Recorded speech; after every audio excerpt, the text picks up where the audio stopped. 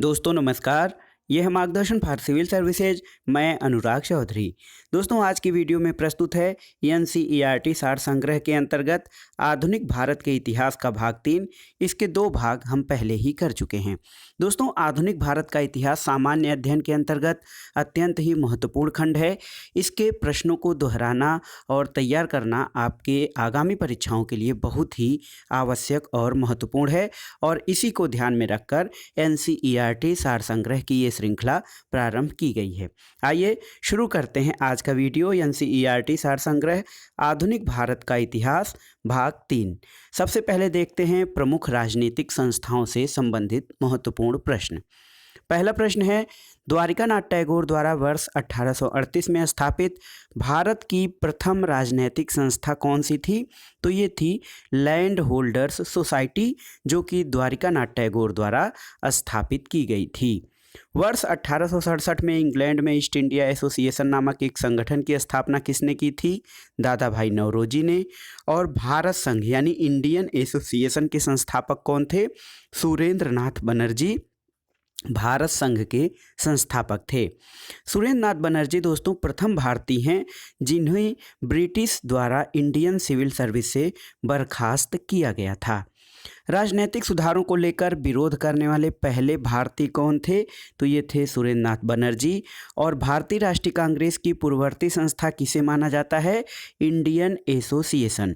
Indian association Bharat संघ, जो कि सुरेंद्र नाथ बनर्जी द्वारा स्थापित संगठन था, इसे भारतीय राष्ट्रीय कांग्रेस की पूर्ववर्ती संस्था माना जाता है। 25 सितंबर 1875 को इंडियन लीग की स्थापना किसके द्वारा की गई थी? शिशिर कुमार घोष के द्वारा इंडियन लीग की स्थापना 25 सितंबर 1875 को की गई थी। और सिविल सर्विसेज आंदोलन का नेतृत्व किसके द्वारा किया गया था? सुरेंद्र नाथ बनर्जी के द्वारा।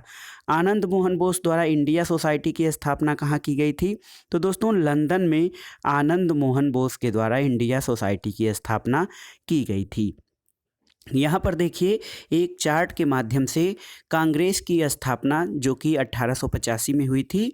कांग्रेस की स्थापना से पूर्व जो भारत में राजनीतिक संस्थाएं या संगठन जो गठित हुए थे उनके बारे में, संस्था का नाम, उनके संस्थापक कौन थे, उनकी स्थापना कब हुई और मुख्यालय कहाँ था।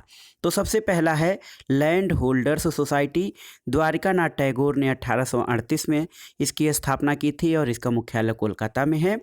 और ब्रिटिश इंडिया सोसाइटी, इसकी स्थापना विलियम एडम्स ने 1839 में की थी। इसका मुख्यालय भी कलकत्ता में था। Bengal British India society, George Thomson ने 1843 में इसकी स्थापना की और कलकत्ता में इसका मुख्यालय स्थित था। British Indian association, Devendra Nath Tagore और राधाकांत देव ने 1851 में इसकी स्थापना की थी। इसका मुख्यालय कलकत्ता में था। और बॉम्बे एसोसिएशन बहुत ही महत्वपूर्ण था। दादा भाई नौरोजी ने 1852 में बम्बई में इसकी स्थापना की थी। मद्रास नेटिव एसोसिएशन, गुजलू नरसू चेट्टी ने 1852 में इसकी स्थापना की। और मद्रास में ये इसका जो है मुख्यालय स्थापित था। ईस्ट इंडिया एसोसिएशन, इसकी स्थापना 1866 में लंदन में दादा भाई नौरोजी द्वारा की गई थी। और पूना सार्वजनिक सभा की स्थापना गणेश वासुदेव जोशी और एमजी रानाडे द्वारा 1870 में पूना में स्थापित किया गया था। दोस्तों इंडिया सोसाइटी की स्थापना आनंद मोहन बोस द्वारा 1872 में लंदन में किया गया था। और इंडियन एसोसिएशन आनंद मोहन बोस और सुरेंद्र नाथ बनर्जी द्वारा 1876 में कलकत्ता में स्थापित किया गया था। नेटिव प्रेस एसोसिएशन, सुरेंद्र नाथ बनर्जी ने स्थापना 1877 में की थी और इसका मुख्यालय दिल्ली में था। इसी प्रकार मद्रास महाजन सभा पी आनंद चार्लू और बी राघवाचारी द्वारा 1884 में मद्रास में स्थापित किया गया था। बॉम्बे प्रेसिडेंसी एसोसिएशन, बदरुद्दीन तैयब जी और फिरोज शाह मेहता ने 1885 में बम्बई में बॉम्बे प्रेसिडेंसी एसोसिएशन की स्थापना की थी। दोस्तों एक महत्वपूर्ण प्रश्न है, अंबेडकर ने अपनी पुस्तक वेटिंग फॉर ए वीजा में जातिगत भेदभाव का शिकार होने की घटना का वर्णन किया है। तो waiting for A visa doctor Bhimrao Ambedkar की कृति है। अब आइए देखते हैं भारतीय राष्ट्रीय कांग्रेस यानी इंडियन नेशनल कांग्रेस से संबंधित महत्वपूर्ण प्रश्न। दोस्तों, वर्ष 1885 में भारतीय राष्ट्रीय कांग्रेस की स्थापना किसके द्वारा की गई थी? तो A O Hume, Allan Octavian Hume एक अंग्रेजी सिविल सर्वेंट थे। इनके द्वारा भारतीय राष्ट्रीय कांग्रेस की स्थापना की गई थी। भारतीय राष्ट्रीय कांग्रेस का प्रथम अधिवेशन 28 दिसंबर 1885 को हुआ था। दोस्तों, आपको याद रखना चाहिए कि भारतीय राष्ट्रीय कांग्रेस के प्रथम अध्यक्ष व्योमेश चंद्र बनर्जी थे। WC बनर्जी भारतीय राष्ट्रीय कांग्रेस के प्रथम अध्यक्ष थे। दोस्तों, भारतीय राष्ट्रीय कांग्रेस का प्रथम अधिवेशन पुणे में आयोजित किया जाना था, लेकिन उस समय पुणे में बीमारी प्लेग फैल जाने के कारण इसका प्रथम अधिवेशन पुणे में न होकर मुंबई में आयोजित किया गया था। भारतीय राष्ट्रीय कांग्रेस के दूसरे अधिवेशन की अध्यक्षता किसने की थी? दादा भाई नौरोजी ने। स्वराज को राष्ट्रीय मांग के रूप में सर्वप्रथम किसने रखा था? दादा भाई नौरोजी। दोस्तों, दादा भाई नौरोजी को grand old man of India यानी भारत का महान वृद्ध पुरुष कहा जाता था। भारतीय राष्ट्रीय कांग्रेस की स्थापना के समय भारत का वायसराय कौन था? Lord Dufferin. और कांग्रेस को सूक्ष्मदर्शी अल्पसंख्यक जनता का प्रतिनिधि बताते हुए उसका मजाक किसने उड़ाया था? लॉर्ड डफरिन ने। दोस्तों, प्रारंभ में भारतीय राष्ट्रीय कांग्रेस का नाम भारतीय राष्ट्रीय संघ यानी इंडियन नेशनल एसोसिएशन रखा गया था और बाद में दादा भाई नौरोजी के सुझाव पर इसका नाम परिवर्तित करके भारतीय राष्ट्रीय कांग्रेस कर दिया गया था। भारतीय राष्ट्रीय कांग्रेस पर प्रार्थना, याचना और विरोध की राजनीति करने का आरोप किसने लगाया था? बाल गंगाधर तिलक। चूंकि बाल गंगाधर तिलक उग्रवादी विचारक थे, इन्होंने प्रार्थना, याचना और जो है इस सब की सहमति और आवेदन पत्र इन सब पे ध्यान नहीं दिया और इसका विरोध किया था। और वो कहे थे कि भारतीय राष्ट्रीय कांग्रेस प्रार्थना और याचना करने वाला संगठन है। लाल, बाल और पाल त्रिगुट का कौन सा नेता भारतीय राष्ट्रीय कांग्रेस का अध्यक्ष बना था?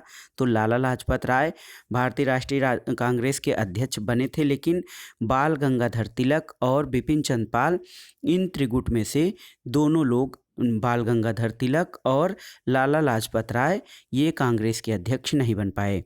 दोस्तों, बाल गंगाधर तिलक को कभी भी भारतीय राष्ट्रीय कांग्रेस का अध्यक्ष नहीं चुना गया था। भारतीय राष्ट्रीय कांग्रेस के किसी अधिवेशन में बाल गंगाधर तिलक ने अभिव्यक्त किया था कि स्वराज मेरा जन्मसिद्ध अधिकार है और मैं उसे लेकर रहूँगा? तो ये था लखनऊ अधिवेशन 1916 यानी 1916 के लखनऊ अधिवेशन में बाल गंगाधर तिलक ने कहा था कि स्वराज्य मेरा जन्मसिद्ध अधिकार है। भारतीय राष्ट्रीय कांग्रेस से संबंधित महत्वपूर्ण तथ्य देखते हैं। भारतीय राष्ट्रीय कांग्रेस के प्रथम अध्यक्ष WC बनर्जी थे। इसके प्रथम मुस्लिम अध्यक्ष बदरुद्दीन तैयब जी थे। प्रथम यूरोपीय अध्यक्ष जॉर्ज यूले थे और प्रथम महिला अध्यक्ष श्रीमती एनी बेसेंट थी। प्रथम भारतीय महिला अध्यक्ष श्रीमती सरोजनी नायडू थी। दोस्तों, कांग्रेस आंदोलन न तो लोगों द्वारा प्रेरित था, न ही यह उनके द्वारा सोचा या योजनाबद्ध किया गया था। यह कथन किसका है? तो ये सर सैयद अहमद खान का कथन है। एक कथन है कि यह किसने कहा था कि कांग्रेस पतन के लिए लड़खड़ा रही है और मेरी सबसे बड़ी अभिलाषा जब तक मैं भारत में हूँ कांग्रेस की शांतिपूर्ण समाप्ति में सहयोग करना चाहता हूँ। तो ये है लॉर्ड कर्जन का कथन। दोस्तों, सुरेंद्र नाथ बनर्जी भारतीय राष्ट्रीय कांग्रेस की स्थापना अधिवेशन में उपस्थित नहीं हो पाए थे। तो प्रश्न ये आता है कि किन महापुरुषों में से या कौन भारतीय राष्ट्रीय कांग्रेस के स्थापना अधिवेशन में उपस्थित नहीं था? तो ये थे सुरेंद्र नाथ बनर्जी। भारतीय राष्ट्रीय कांग्रेस के वर्ष 1924 के अधिवेशन में महात्मा गांधी द्वारा मात्र एक बार अध्यक्षता की गई थी। ये अधिवेशन कहाँ हुआ था? तो 1924 का भारतीय राष्ट्रीय कांग्रेस का अधिवेशन जिसकी अध्यक्षता महात्मा गांधी ने की थी, ये अधिवेशन बेलगांव कर्नाटक में हुआ था।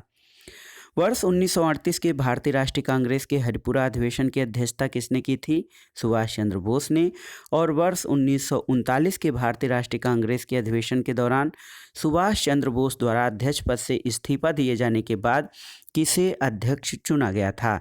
तो दोस्तों, सुभाष चंद्र बोस द्वारा 1939 के भारतीय राष्ट्रीय कांग्रेस के अधिवेशन के अध्यक्षता से त्यागपत्र देने के बाद डॉक्टर राजेंद्र प्रसाद को अध्यक्ष चुना गया था। कांग्रेस की स्थापना के संदर्भ में सेफ्टी वाल्व का सिद्धांत किसके द्वारा दिया गया था? लाला लाजपत राय के द्वारा। और महात्मा गांधी ने ये सुझाव दिया था कांग्रेस को लेकर कि स्वतंत्रता के पश्चात भारतीय राष्ट्रीय कांग्रेस को समाप्त कर दिया जाना चाहिए। ऐसा इसलिए क्योंकि भारतीय राष्ट्रीय कांग्रेस का एकमात्र उद्देश्य भारत की स्वतंत्रता प्राप्ति में सहयोग करना था। इसलिए जब यह लक्ष्य पूरा हो गया है तो इसे समाप्त कर दिया जाना चाहिए। स्वतंत्रता के समय भारतीय राष्ट्रीय कांग्रेस के अध्यक्ष कौन थे? आचार्य JB कृपलानी। और किस अधिवेशन में भारतीय राष्ट्रीय कांग्रेस तथा मुस्लिम लीग के मध्य समझौता हुआ था? ये था लखनऊ अधिवेशन 1916 में। लगातार 6 वर्ष तक भारतीय राष्ट्रीय कांग्रेस के अध्यक्ष कौन थे? मौलाना अबुल कलाम आज़ाद। और देखिए, कांग्रेस के संबंध में एक महत्वपूर्ण कथन है कि यदि हम मेढक की तरह वर्ष में केवल एक बार टर्राएंगे तो भारतीयों को कोई सफलता नहीं मिलेगी। ये बाल गंगाधर तिलक का कथन है। यहाँ पर देखिए भारतीय राष्ट्रीय कांग्रेस के महत्वपूर्ण वार्षिक अधिवेशन और उनकी प्रमुख घटनाएं। 1885 ये प्रथम अधिवेशन था। इसका अधिवेशन बम्बई में हुआ था। व्योमेश चंद्र बनर्जी यानी WC बनर्जी इसके अध्यक्ष थे। ये कांग्रेस का प्रथम अधिवेशन था। बम्बई के ग्वालिया टैंक मैदान में गोकुल दास तेजपाल संस्कृत कॉलेज में हुआ था। प्रारंभ में इसका नाम भारतीय राष्ट्रीय संघ था, लेकिन दादा भाई नौरोजी के सुझाव पर इसे भारतीय राष्ट्रीय कांग्रेस कर दिया गया था और इस अधिवेशन में कुल 72 प्रतिनिधि शामिल हुए थे। 1886 का अधिवेशन कलकत्ता में प्रथम पारसी अध्यक्ष दादा भाई नौरोजी बने थे और नेशनल एसोसिएशन कांग्रेस का राष्ट्रीय कांग्रेस में विलय हो गया था इस अधिवेशन में। और लॉर्ड डफरिन ने सभी सदस्यों को गार्डन पार्टी पर आमंत्रित किया था। तीसरा सम्मेलन कांग्रेस का 1887 में मद्रास में हुआ था। बदरुद्दीन तैयब जी इसके अध्यक्षता किए थे और सबसे पहले तमिल भाषा में भाषण दिया और शस्त्र अधिनियम में संशोधन किया गया था। 1888 में राष्ट्रीय कांग्रेस का अधिवेशन इलाहाबाद में हुआ। जॉर्ज यूले इसके अध्यक्ष थे। ये प्रथम अंग्रेज अध्यक्ष थे और जॉर्ज यूले प्रथम यूरोपीय निर्वाचित अध्यक्ष बने थे। और इलाहाबाद के गवर्नर ऑकलैंड के विरोध के बावजूद सम्मेलन संपन्न हुआ था और इस अधिवेशन में पहली बार लाला लाजपत राय ने हिंदी में भाषण दिया था। 1890 का जो कांग्रेस अधिवेशन था ये कलकत्ता में फिरोज शाह मेहता की अध्यक्षता में हुआ था। कलकत्ता विश्वविद्यालय में पहली महिला स्नातक कादम्बिनी गांगुली ने कांग्रेस अधिवेशन को संबोधित किया था। 1896 का अधिवेशन जो है कलकत्ता में हुआ था। रहमतुल्ला एम सयानी द्वारा इसकी अध्यक्षता की गई थी और 1896 के कलकत्ता अधिवेशन में पहली बार हमारा राष्ट्रीय गीत जो है वंदे मातरम गाया गया था।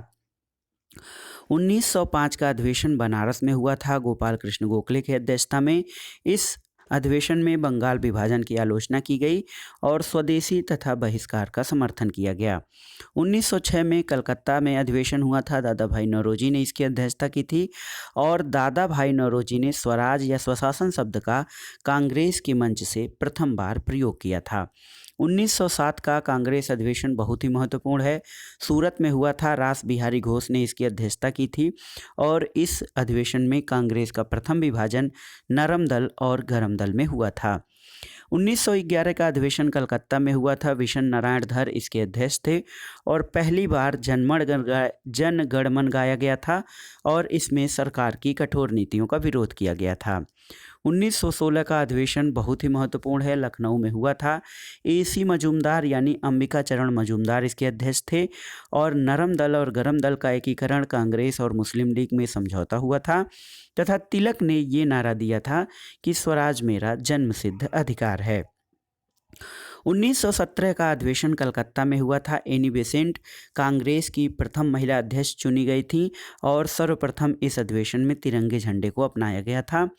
1920 का अधिवेशन नागपुर में हुआ था। C विजय राघवाचार्य इसके अध्यक्ष थे और असहयोग आंदोलन के कार्यक्रम का अनुमोदन 1920 के नागपुर कांग्रेस अधिवेशन में किया गया था। 1924 का अधिवेशन बेलगांव कर्नाटक में महात्मा गांधी की अध्यक्षता में हुआ था और यह एकमात्र कांग्रेस अधिवेशन था जिसकी अध्यक्षता महात्मा गांधी ने की थी। 1925 का मद्रास अधिवेशन हुआ था और यस ए अंसारी इसके अध्यक्ष थे। पूर्ण स्वाधीनता की मांग की गई थी और साइमन कमीशन के बहिष्कार का प्रस्ताव 1925 के मद्रास कांग्रेस अधिवेशन में किया गया था। इसके अलावा देखिए 1929 का लाहौर अधिवेशन बहुत ही महत्वपूर्ण है। जवाहरलाल नेहरू इसके अध्यक्ष थे और यहाँ पर पूर्ण स्वराज की मांग की गई थी और प्रतिवर्ष 26 जनवरी को स्वतंत्रता दिवस मनाने का निर्णय लिया गया था। 1931 का कराची अधिवेशन, इसकी अध्यक्षता वल्लभ भाई पटेल के द्वारा की गई थी। इसमें मूल अधिकार का प्रस्ताव पारित किया गया था और गांधी इरविन समझौते का अनुमोदन किया गया था। 1936 का कांग्रेस अधिवेशन लखनऊ में जवाहरलाल नेहरू की अध्यक्षता में हुआ था। जवाहरलाल नेहरू ने समाजवाद यानी सोशलिज्म शब्द को भारत की समस्याओं का हल करने की कुंजी बताया था। 1937 का कांग्रेस अधिवेशन फैजपुर में हुआ था। जवाहरलाल नेहरू ने इसकी अध्यक्षता की थी और यह प्रथम अधिवेशन था जो कि एक गांव में संपन्न हुआ था। 1938 का कांग्रेस अधिवेशन हरिपुरा में हुआ था। सुभाष चंद्र बोस इसके अध्यक्ष थे और राष्ट्रीय नियोजन समिति का गठन किया गया था जिसके अध्यक्ष जवाहरलाल नेहरू बने थे। सुभाष चंद्र बोस द्वारा हिंदी भाषा के लिए रोमन लिपि यानी रोमन स्क्रिप्ट लागू करने की वकालत की गई थी। 1940 का कांग्रेस अधिवेशन रामगढ़ में हुआ था। मौलाना अबुल कलाम आज़ाद इसके अध्यक्ष थे और मौलाना आज़ाद लगातार 6 वर्ष तक कांग्रेस के अध्यक्ष पद पर रहे। 1946 का मेरठ कांग्रेस अधिवेशन आचार्य JB कृपलानी की अध्यक्षता में हुआ था और आचार्य JB कृपलानी आज़ादी के समय कांग्रेस अध्यक्ष थे।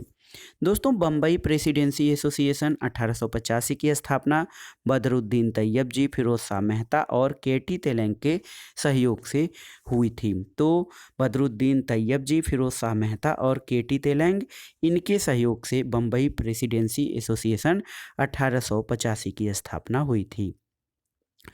कांग्रेस से संबंधित महत्वपूर्ण प्रश्नों के बाद देखते हैं भारत में क्रांतिकारी आंदोलन। मुजफ्फरपुर में किंग्सफोर्ड की हत्या का प्रयास कब किया गया था? 1908 में। अनुशीलन समिति का संस्थापक कौन था? प्रमथनाथ मित्रा, P मित्रा, ये अनुशीलन समिति के संस्थापक थे। निष्क्रिय विरोध के सिद्धांत का प्रतिपादन किसने किया? अरविंद घोष ने। गोरखपुर जेल में किस क्रांतिकारी को फांसी दी गई थी? राम प्रसाद बिस्मिल को। और लाहौर षड्यंत्र केस के लिए भगत सिंह, राजगुरु और सुखदेव को 23 मार्च 1931 को फांसी दी गई थी। हिंदुस्तान रिपब्लिकन एसोसिएशन की स्थापना किस वर्ष की गई थी? 1924 में। हिंदुस्तान रिपब्लिकन एसोसिएशन की स्थापना कानपुर में की गई थी। ब्रिटिश सरकार ने काकोरी कांड में किसको फांसी पर चढ़ाया था? राम प्रसाद बिस्मिल को। और काकोरी षड्यंत्र कांड किस वर्ष हुआ था? वर्ष 1925 में। वर्ष 1928 में चंद्रशेखर आज़ाद द्वारा हिंदुस्तान सोशलिस्ट रिपब्लिक एसोसिएशन की स्थापना दिल्ली में की गई थी। मित्र मेला संघ एक क्रांतिकारी संगठन था। इसकी स्थापना किसने की थी? तो VT सावरकर यानी विनायक दामोदर सावरकर ने मित्र मेला संघ की स्थापना की थी। लखनऊ समझौता वर्ष 1916 का विरोध किसने किया था? मदन मोहन मालवीय ने। और वह महिला क्रांतिकारी जिसने दीक्षांत समारोह में अपनी उपाधि ग्रहण करते समय अंग्रेज गवर्नर पर गोली चलाई थी? बीना दास। चटगांव शस्त्रागार पर धावा किसने आयोजित किया था? तो बंगाल के प्रसिद्ध क्रांतिकारी सूर्यसेन ने चटगांव शस्त्रागार पर धावा आयोजित किया था। दोस्तों, एक महत्वपूर्ण प्रश्न, अशफाक उल्लाह खां भारतीय स्वतंत्रता के लिए फांसी पाने वाले प्रथम रिकॉर्डेड मुस्लिम थे। तो सबसे पहले मुस्लिम जिन्होंने भारतीय स्वतंत्रता के लिए फांसी का वर्ण किया था वो अशफाक उल्लाह खां थे। और स्वतंत्रता संग्राम के दौरान सबसे कम आयु में शहीद होने वाले क्रांतिकारी खुदीराम बोस थे। अगला प्रश्न देखते हैं, इनकलाब जिंदाबाद का नारा किसने दिया था? तो दोस्तों, इनकलाब जिंदाबाद यानी क्रांति अमर रहे का नारा भगत सिंह ने दिया था। बर्रा डकैती के क्रांतिकारियों का पहला महत्वपूर्ण साहसिक कार्य पूर्वी बंगाल में हुआ था। क्रांतिकारियों के एक गुप्त संगठन अभिनव भारत का गठन किसने किया था? VD सावरकर ने। और अलीपुर षड्यंत्र मामले में अरविंद घोष का बचाव किसने किया था? चित्तरंजन दास ने। युगांतर पार्टी का नेतृत्व किसके द्वारा किया गया था? जतीन्द्र नाथ मुखर्जी द्वारा। और बंगाल में वारिंद्र कुमार घोष के क्रियाकलापों ने अनुशीलन समिति नामक एक गुप्त क्रांतिकारी संगठन को जन्म दिया था। जतिन दास किस आरोप में बंदी बनाए गए थे? लाहौर षड्यंत्र केस में। और जेल में भूख हड़ताल के कारण सबसे पहले किस स्वतंत्रता संग्राम सेनानी की मृत्यु हुई थी? जतिन दास की। यहाँ पर देखिए दोस्तों, एक चार्ट के माध्यम से प्रमुख भारतीय क्रांतिकारी संगठनों के बारे में। मित्र मेला की स्थापना 1903 में बी डी सावरकर और गणेश सावरकर द्वारा की गई थी। भारत माता सोसाइटी 1904 में अजीत सिंह और अम्बा प्रसाद द्वारा स्थापित किया गया। ढाका अनुशीलन समिति 1904 में पी मित्रा और पुलिन दास द्वारा। अभिनव भारत समाज 1904 में बी डी सावरकर द्वारा। अनुशीलन समिति बहुत ही महत्वपूर्ण है। 1907 में वारिंद्र कुमार घोष, जतीन्द्र नाथ बनर्जी, प्रबोध मित्रा, पुलिन दास और सतीश चंद्र बोस द्वारा अनुशीलन समिति की स्थापना 1907 में की गई थी। युगांतर और अंजुमाने मुहिब्बाने वतन 1907 में वी के घोष, भूपेंद्र नाथ दत्त और सरदार अजीत सिंह द्वारा। हिंदुस्तान रिपब्लिकन एसोसिएशन 1924 में सचिंद्रनाथ सान्याल, राम प्रसाद बिस्मिल, योगेश चंद्र चटर्जी द्वारा। तथा नौजवान सभा 1926 में भगत सिंह द्वारा इसका गठन किया गया था। हिंदुस्तान सोशलिस्ट रिपब्लिकन एसोसिएशन 1928 में चंद्रशेखर आज़ाद द्वारा स्थापित किया गया था। एक महत्वपूर्ण आंदोलन जिया तरंग आंदोलन, इसको रानी गार्डिनेल्यू ने प्रारंभ किया था और उन्होंने ब्रिटिश राज के विरुद्ध नागाओं को संगठित करने का कार्य किया था। दोस्तों, भारत से बाहर भी भारत की स्वतंत्रता के लिए कुछ क्रांतिकारी गतिविधियां चल रही थीं। वर्ष 1905 में श्यामजी कृष्ण वर्मा द्वारा इंडियन होम रूल सोसाइटी की स्थापना कहाँ की गई? लंदन में। और सर्वप्रथम किस महिला ने भारतीय तिरंगा फहराया था? भीकाजी कामा ने। भारतीय क्रांति की माँ किसे कहा जाता है? भीकाजी रुस्तम कामा को। और प्रथम विश्व युद्ध के दौरान कहाँ पर भारत की एक अंतरिम सरकार बनी थी जिसके प्रेसिडेंट राजा महेंद्र प्रताप सिंह थे? तो ये सरकार बनी थी अफगानिस्तान में। 13 मार्च 1940 को लंदन में पंजाब के पूर्व लेफ्टिनेंट गवर्नर डायर को गोली मारकर किसने हत्या की थी? तो सरदार ऊधम सिंह ने। और श्यामजी वर्मा ने इंडियन होम रूल सोसाइटी की स्थापना कहाँ की थी? लंदन में श्यामजी कृष्ण वर्मा ने इंडियन होम रूल सोसाइटी की स्थापना की थी। कौन सा क्रांतिकारी कर्नल वायली हत्याकांड वर्ष 1909 से संबंधित था? तो मदन लाल धिंगरा कर्नल वायली हत्याकांड से संबंधित थे। वर्ष 1913 में लाला हरदयाल द्वारा गदर आंदोलन का प्रारंभ कहाँ किया गया था? सैन फ्रांसिस्को में। और कामागाटा मारू प्रकरण किस देश से संबंधित है? ये दोस्तों कनाडा से संबंधित था। इंडिपेंडेंस लीग की स्थापना किसके द्वारा की गई थी? रास बिहारी बोस के द्वारा। यहाँ पर देखिए, विदेशों में कुछ क्रांतिकारी संगठन हैं, उनकी स्थापना तथा संस्थापक। इंडिया होम रूल सोसाइटी की स्थापना 1905 में श्यामजी कृष्ण वर्मा द्वारा की गई थी। इंडिया इंडिपेंडेंस लीग 1907 में तारकनाथ दास द्वारा। गदर पार्टी की स्थापना 1913 में लाला हरदयाल, रामचंद्र बरकतुल्ला, सोहन सिंह भाकना द्वारा। हिंद एसोसिएशन की स्थापना 1913 में सोहन सिंह भाकना द्वारा। इंडियन इंडिपेंडेंस लीग 1915 में राजा महेंद्र प्रताप द्वारा। आज़ाद हिंद फौज की स्थापना 1942 में रास बिहारी बोस द्वारा। तथा इंडियन इंडिपेंडेंस लीग 1942 में रास बिहारी बोस द्वारा इसकी स्थापना की गई थी। यहाँ पर देखिए दोस्तों, कुछ क्रांतिकारी आंदोलन और उनसे संबंधित व्यक्ति। पहला है दामोदर चापेकर और बालकृष्ण चापेकर। तो ये चापेकर बंधुओं ने लेफ्टिनेंट एमहर्स्ट और रैंड की पूना में हत्या 1897 में की थी। विनायक दामोदर सावरकर ने 1904 में अभिनव भारत की स्थापना की थी। और महाराष्ट्र में मित्र मेला की स्थापना 1899 ईस्वी में की थी। पुलिन दास ढाका की अनुशीलन समिति के संस्थापक रहे। 1902 ईस्वी में इसकी स्थापना की गई। श्यामजी कृष्ण वर्मा और मदन लाल धिंगरा, इन्होंने लंदन में इंडियन होम रूल सोसाइटी की स्थापना 1905 में की थी। प्रफुल्ल चंद चाकी और खुदीराम बोस, मुजफ्फरनगर के न्यायाधीश, किंग्सफोर्ड पर बम फेंका था इन्होंने 1908 ईस्वी में, लेकिन वो बच गए थे।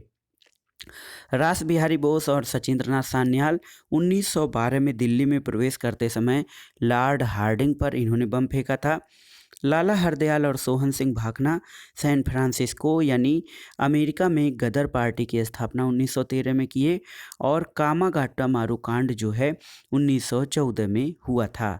राम प्रसाद बिस्मिल हिंदुस्तान रिपब्लिकन एसोसिएशन की स्थापना में एक सक्रिय सदस्य रहे और काकोरी कांड में इनको फांसी की सजा हुई थी।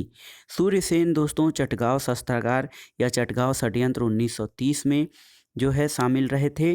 Chandrashekhar Azad Hindustan socialist Republican association 1928 के संस्थापक थे और भगत सिंह ने सैंडर्स की हत्या का प्रयास किया था 1928 में और केंद्रीय विधानसभा में इन्होंने 1929 में बम फेंका था तथा पंजाब नौजवान भारत सभा की स्थापना की थी। राजगुरु 1928 के सैंडर्स हत्याकांड से संबंधित रहे।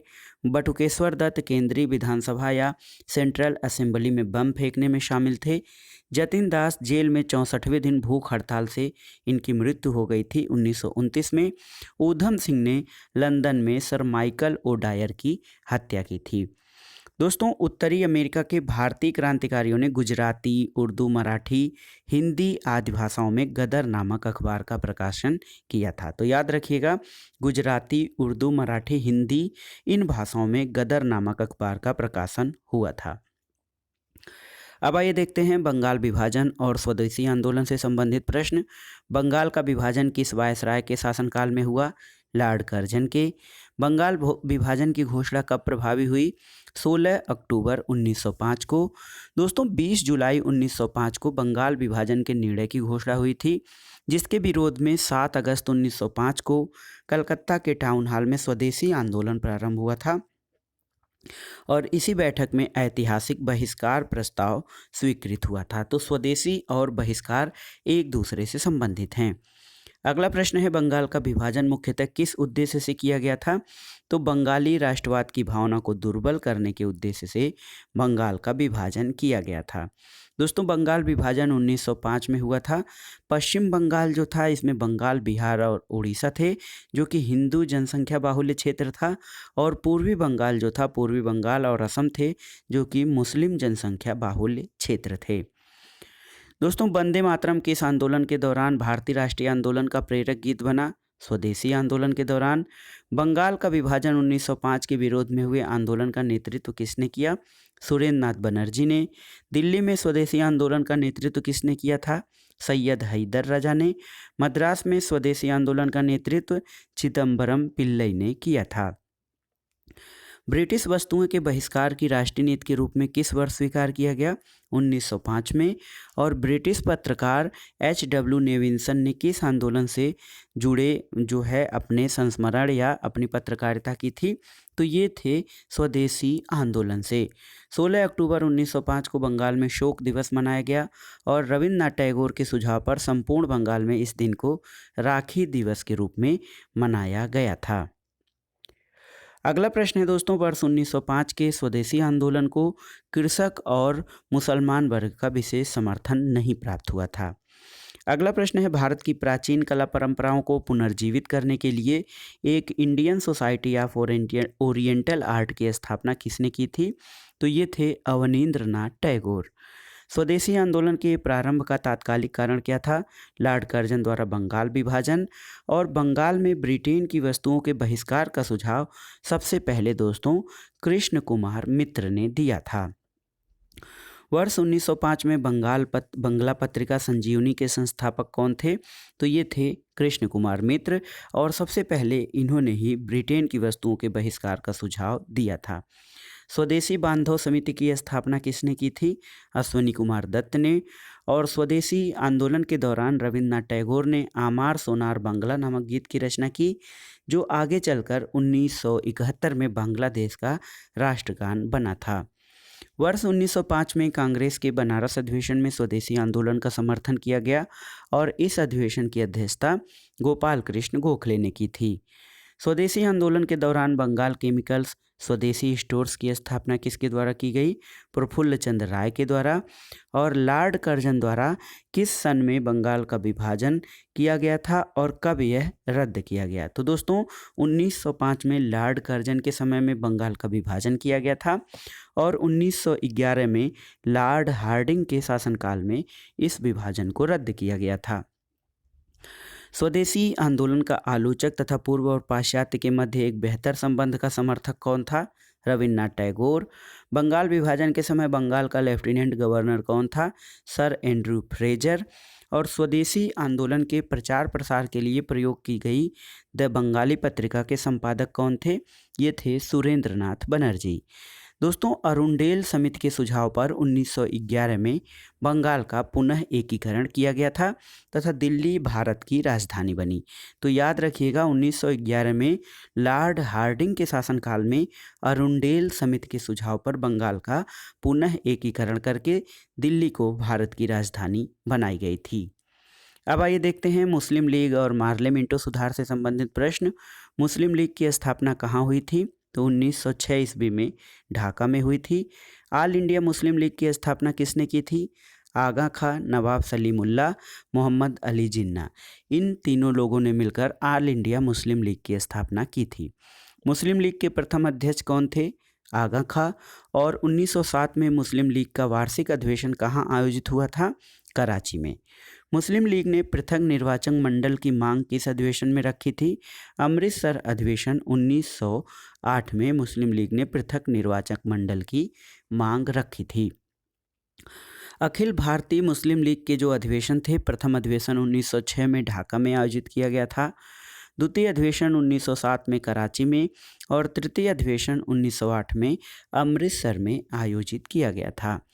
दोस्तों वर्ष 1908 में किसकी अध्यक्षता में अखिल भारतीय मुस्लिम लीग की एक शाखा लंदन में स्थापित हुई थी?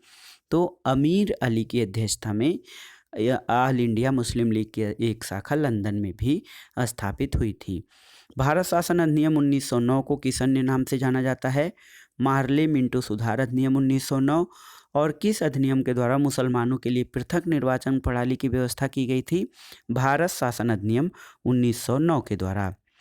इंडियन काउंसिल एक्ट 1909 में प्रकार के प्रतिनिधित्व की व्यवस्था की गई थी। तो दोस्तों 1909 में सांप्रदायिक प्रतिनिधित्व या कम्युनल रिप्रेजेंटेटिव की व्यवस्था की गई थी। 1909 के सुधार बिल में पृथक निर्वाचन को स्वीकार कर लिया गया था और यहीं से माना जाता है कि द्विराष्ट्र सिद्धांत की अवधारणा का प्रारंभ हुआ था। अगला प्रश्न है, एक कथन है कि याद रखना कि पृथक निर्वाचन क्षेत्र बनाकर हम ऐसे घातक बीज बो रहे हैं जिसकी फसल बहुत कड़वी होगी। ये वायसराय मिंटो का कथन है। दोस्तों गवर्नर जनरल की कार्यकारिणी में भारतीय सदस्य को नियुक्त करने का प्रावधान किस अधिनियम में किया गया था? तो मार्ले मिंटो सुधार अधिनियम 1909 में गवर्नर जनरल की कार्यकारिणी में भारतीय सदस्य को शामिल करने का प्रावधान रखा गया था। अब आइए देखते हैं अगला प्रश्न, गवर्नर जनरल की कार्यकारिणी में नियुक्त होने वाले प्रथम भारतीय कौन थे? सत्येंद्रनाथ सिन्हा। दोस्तों सत्येंद्रनाथ सिन्हा जो थे गवर्नर जनरल की कार्यकारिणी परिषद के पहले भारतीय सदस्य बने थे और इनको बिहार और उड़ीसा का गवर्नर बनाया गया था। संपूर्ण ब्रिटिश शासन के दौरान इतने ऊंचे पद पर पहुंचने वाले वे एकमात्र भारतीय थे। अब आइए देखते हैं कांग्रेस के दो गुटों यानी उदारवादी दल नरम दल और उग्रवादी दल यानी गरम दल के प्रमुख नेता। तो उदारवादी दल में दादा भाई नौरोजी, सुरेंद्र नाथ बनर्जी, फिरोज शाह मेहता और गोपाल कृष्ण गोखले थे, जबकि उग्रवादी दल में बाल गंगाधर तिलक, बिपिन चंद्र पाल, लाला लाजपत राय और अरविंद घोष जैसे क्रांतिकारी विचारक शामिल थे। अगला प्रश्न है, भारतीय राष्ट्रीय कांग्रेस पर प्रार्थना याचना और विरोध की राजनीति का आरोप किसने लगाया था? बाल गंगाधर तिलक ने। और शेरे पंजाब के नाम से कौन प्रसिद्ध था? तो लाला लाजपत राय शेरे पंजाब के नाम से प्रसिद्ध थे। बाल गंगाधर तिलक को अशांति का जनक किसने कहा था? वैलेंटाइन सिरोल ने। 1908 में 6 वर्ष तक के कारावास की सजा किस स्वतंत्रता संग्राम सेनानी को दी गई थी? बाल गंगाधर तिलक को। भारत के स्वतंत्रता आंदोलन के प्रारंभिक दौर में उग्रवादी विचारधारा से क्या आशय है? तो दोस्तों संवैधानिक साधनों और याचिकाओं के स्थान पर आक्रामक साधनों से स्वशासन प्राप्त करना उग्रवादी विचारधारा कही जाती है। महाराष्ट्र में गणपति उत्सव को किसने प्रारंभ किया था? बाल गंगाधर तिलक ने। और यहाँ पर देखिए दिल्ली दरबार से संबंधित महत्वपूर्ण प्रश्न। प्रथम दिल्ली दरबार 1877 में लॉर्ड लीटन के शासनकाल में आयोजित किया गया। द्वितीय दिल्ली दरबार 1903 में लॉर्ड कर्जन के शासनकाल में। और तृतीय दिल्ली दरबार 1911 में लॉर्ड हार्डिंग के शासनकाल में आयोजित किया गया था। दोस्तों, द्वैध शासन का जनक किसे माना जाता है? तो सर लियोनिल कर्टिस को द्वैध शासन का जनक माना जाता है, जबकि बंगाल के द्वैध शासन का जनक रॉबर्ट क्लाइव को कहा जाता है। कांग्रेस का लखनऊ अधिवेशन और होम रूल लीग से संबंधित प्रश्नों को देख लेते हैं। वर्ष 1916 में संपन्न लखनऊ समझौता किससे संबंधित है? कांग्रेस और मुस्लिम लीग के समझौते से। 1916 के भारतीय राष्ट्रीय कांग्रेस के लखनऊ अधिवेशन की अध्यक्षता किसने की थी? अंबिका चरण मजूमदार ने। सूरत अधिवेशन जो कि 1907 में हुआ था, वहाँ से अलग हुए उग्रवादी और उदारवादियों का पुनः एकीकरण किस अधिवेशन में हुआ था? लखनऊ अधिवेशन 1916 में। अतिवादियों और उदारवादियों के पुनः एकीकरण की प्रक्रिया की प्रमुख विचारक या शिल्पकार कौन थी? Shrimati Annie Besant. वर्ष 1916 में मुस्लिम लीग और कांग्रेस के मध्य समझौता किसके द्वारा कराया गया था? बाल गंगाधर तिलक द्वारा। और कांग्रेस के 1916 के लखनऊ अधिवेशन में लिया गया वह निर्णय क्या था जिसके मुख्य दूरगामी परिणाम हुए? कांग्रेस द्वारा मुस्लिम लीग की पृथक निर्वाचन क्षेत्र की मांग को स्वीकार कर लेना, ये लखनऊ उद्देश्य का एक महत्वपूर्ण निर्णय था जिसके अत्यंत दूरगामी परिणाम हुए थे। मोहम्मद अली जिन्ना को हिंदू मुस्लिम एकता का दूत किसने कहा था? सरोजनी नायडू ने। और मदन मोहन मालवीय ने कांग्रेस और मुस्लिम लीग के मध्य होने वाले समझौते का विरोध किया था। तो याद रखिएगा, किसने कांग्रेस और मुस्लिम लीग के बीच होने वाले समझौते का विरोध किया? तो मदन मोहन मालवीय ने। भारत में होम रूल लीग की अवधारणा किस देश से ली गई है? तो ये आयरलैंड से ली गई है।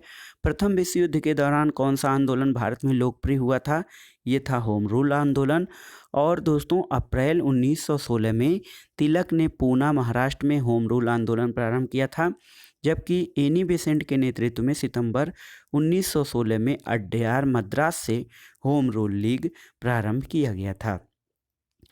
एनी बेसेंट ने साप्ताहिक पत्रिका के माध्यम से स्वशासन की मांग की थी, तो कॉमनवेल्थ पत्रिका के माध्यम से एनी बेसेंट ने स्वशासन यानी होम रूल लीग की मांग की थी। अब देखिए, होम रूल लीग जो होम रूल का आंदोलन था, होम रूल आंदोलन आयरलैंड का शब्द है। होम रूल का अर्थ स्वशासन होता है और सर्वप्रथम आयरलैंड में होम रूल लीग की स्थापना रेडमांड द्वारा की गई थी। दोस्तों, भारत में 1916 से इसका प्रारंभ किया गया था और उस समय भारत के वायसराय लॉर्ड चेम्सफोर्ड थे। भारत में जो होम रूल आंदोलन चलाया गया वो मुख्य रूप से दो शाखाओं में विभक्त था। तिलक द्वारा होम रूल चलाया गया और एनी बेसेंट का होम रूल। तो तिलक का होम रूल अप्रैल 1916 में, श्रीमती एनी बेसेंट का होम रूल सितंबर 1916 में चलाया गया था। तिलक का जो क्षेत्र था वो महाराष्ट्र और कर्नाटक था, जबकि एनी बेसेंट के होम रूल का क्षेत्र मद्रास और तमिलनाडु था। तिलक द्वारा चलाए गए होम रूल का मुख्यालय बेलगांव कर्नाटक में था और एनी बेसेंट द्वारा चलाए गए होम रूल का मुख्यालय अड्यार मद्रास में था। समिति का जो स्वरूप था, जो तिलक द्वारा चलाए गए होम रूल का स्वरूप था, ये कमेटी या समिति का स्वरूप था, लेकिन एनी बेसेंट द्वारा चलाए गए होम रूल का स्वरूप अखिल भारतीय था। और तिलक द्वारा चलाए गए होम रूल के अध्यक्ष एनसी केलकर और जोसेफ बैप्टिस्ट थे, जबकि एनी बेसेंट के होम रूल के सचिव जॉर्ज अरुंडेल थे। तिलक द्वारा चलाए गए होम रूल का जो उद्देश्य था वो था स्वराज मेरा जन्मसिद्ध अधिकार है। एनी बेसेंट के होम रूल का जो उद्देश्य था वो था स्वशासन की स्थापना। इसके अलावा तिलक द्वारा होम रूल के प्रचार माध्यम के रूप में मराठा और केसरी पत्रों का प्रयोग किया गया था और एनी बेसेंट के प्रचार माध्यम कॉमनवेल्थ और न्यू इंडिया पत्र थे। फेबियन आंदोलन का प्रस्ताव किसने दिया था? एनी बेसेंट ने। और तिलक और एनी बेसेंट द्वारा बनाए गए होम रूल लीग आंदोलन की शाखाओं को किस वर्ष एक कर दिया गया था? तो याद रखिएगा, 1918 में होम रूल लीग को एक कर दिया गया था। वर्ष 1915 में अमेरिका में होम रूल लीग का गठन किसके द्वारा किया गया था? लाला लाजपत राय द्वारा। और दोस्तों एनी बेसेंट की होम रूल लीग के साथ George Arundale, CP Ramaswamy Iyer, VP Wadia, Motilal Nehru, Tej Bahadur Sapru और मदन मोहन मालवीय आदि लोग संबंधित थे। एक है भारतीय होम रूल लीग। तो दोस्तों 2 जनवरी 1916 को लंदन में इंडियन होम रूल लीग की स्थापना की गई, जिसके महासचिव डी ग्राहम पोल थे। अब आइए देखते हैं ट्रेड यूनियन और साम्यवादी दल से संबंधित महत्वपूर्ण प्रश्न। वर्ष 1890 में गठित भारत का प्रथम मजदूर संगठन बॉम्बे मिल हैंड्स की स्थापना किसके द्वारा की गई थी? एन.एम. लोखंडे के द्वारा। वर्ष 1918 में अहमदाबाद टेक्सटाइल लेबर एसोसिएशन की स्थापना किसके द्वारा की गई? ये महात्मा गांधी ने इसकी स्थापना की थी। गांधी जी ने अहमदाबाद टेक्सटाइल लेबर एसोसिएशन से ट्रस्टीशिप के सिद्धांत का प्रतिपादन किया और इनके अनुसार पूंजीपति को मजदूरों के हितों की रक्षा करने वाला ट्रस्टी है, न कि मालिक। All India trade union Congress की स्थापना कब हुई थी? 1920 में बम्बई में। और all India trade union congress के संस्थापक कौन थे? N M. Joshi all India trade union congress यानी AITUC के संस्थापक थे। Lala Lajpat Rai all India trade union congress के प्रथम अध्यक्ष थे। तो याद रखिएगा, एन.एम. जोशी ने all India trade union Congress की स्थापना की थी, जबकि इसके प्रथम अध्यक्ष लाला लाजपत राय थे। वर्ष 1929 में नागपुर में संपन्न all India trade union Congress की अध्यक्षता किसके द्वारा की गई थी? जवाहरलाल नेहरू द्वारा। और 1947 में स्थापित Indian national trade union Congress की प्रथम अध्यक्षता किसके द्वारा की गई थी? सरदार वल्लभ भाई पटेल द्वारा। रूस में कम्युनिस्ट इंटरनेशनल यानी कम्यूटर्न की स्थापना किस वर्ष की गई थी? मार्च 1919 में। यहाँ पर देखिए प्रमुख कारखाना अधिनियम और उनसे संबंधित गवर्नर जनरल। तो कारखाना अधिनियम 1881, इस समय गवर्नर जनरल लॉर्ड रिपन थे। कारखाना अधिनियम 1891 लॉर्ड लैंसडाउन के गवर्नर जनरल शासनकाल में। और 1911 कारखाना अधिनियम लॉर्ड हार्डिंग द्वितीय के शासनकाल में। कारखाना अधिनियम 1922 लॉर्ड रीडिंग के शासनकाल में। और कारखाना अधिनियम 1934 लॉर्ड विलिंगटन के शासनकाल में। तथा 1944 का कारखाना अधिनियम लॉर्ड बेवेस के शासनकाल में पारित किया गया था। अगला प्रश्न देखते हैं। सन 1927 में भारत में सर्वप्रथम 1 मई को मजदूर दिवस मनाया गया था, जो भारत में मजदूरों की बढ़ती हुई राजनीतिक चेतना का सूचक था। दोस्तों अगला प्रश्न है, कम्युनिस्ट इंटरनेशनल के सदस्य बनने वाले प्रथम भारतीय कौन थे? तो ये थे मानवेंद्र नाथ राय, MN राय, जो कि नव मानवतावादी भी माने जाते हैं, उग्र मानवतावादी विचारक। ये कम्युनिस्ट इंटरनेशनल के सदस्य बनने वाले प्रथम भारतीय थे। दोस्तों MN राय के सहयोग से ताशकंद में भारतीय कम्युनिस्ट पार्टी की स्थापना किस वर्ष की गई थी? 17 अक्टूबर 1920 को। और पहली साम्यवादी कॉन्फ्रेंस का आयोजन कहाँ किया गया था? कानपुर में पहली साम्यवादी कांग्रेस का जो है आयोजन 26 दिसंबर 1925 को किया गया था। कानपुर षड्यंत्र मुकदमा वर्ष 1924 में ब्रिटिश सरकार द्वारा किस आंदोलन के नेताओं के विरुद्ध चलाया गया था? साम्यवादी आंदोलन। और 1940 में रेडिकल डेमोक्रेटिक पार्टी की स्थापना किसके द्वारा की गई थी? MN राय के द्वारा। क्रांतिकारी साम्यवादी दल की स्थापना वर्ष 1934 में किसके द्वारा की गई? सौमेंद्र नाथ टैगोर के द्वारा। और 1939 में भारतीय बोलशेविक पार्टी की स्थापना किसने की थी? तो N. दत्त मजूमदार, AD मजूमदार ने 1939 में भारतीय बोलशेविक पार्टी की स्थापना की थी। यहाँ पर आइए देखते हैं ब्रिटिश भारत में गठित महत्वपूर्ण आयोग। फ्रेजर आयोग 1902 में लॉर्ड कर्जन के शासनकाल में, और ये पुलिस सुधार से संबंधित था। हंटर आयोग 1919 में लॉर्ड चेम्सफोर्ड के शासनकाल में पंजाब अशांति से संबंधित था। बटलर कमीशन 1927 में लॉर्ड इरविन के शासनकाल में भारतीय रियासतों के साथ संबंधों से संबंधित था। लिथगो कमीशन 1928 में लॉर्ड इरविन के शासनकाल में भूमि सुधार से संबंधित था। मैक्सवेल ब्लूमफील्ड आयोग 1928 में, ये लॉर्ड इरविन के शासनकाल में बारदोली में लगान वृद्धि की जांच के लिए मैक्सवेल ब्लूमफील्ड आयोग 1928 गठित किया गया था।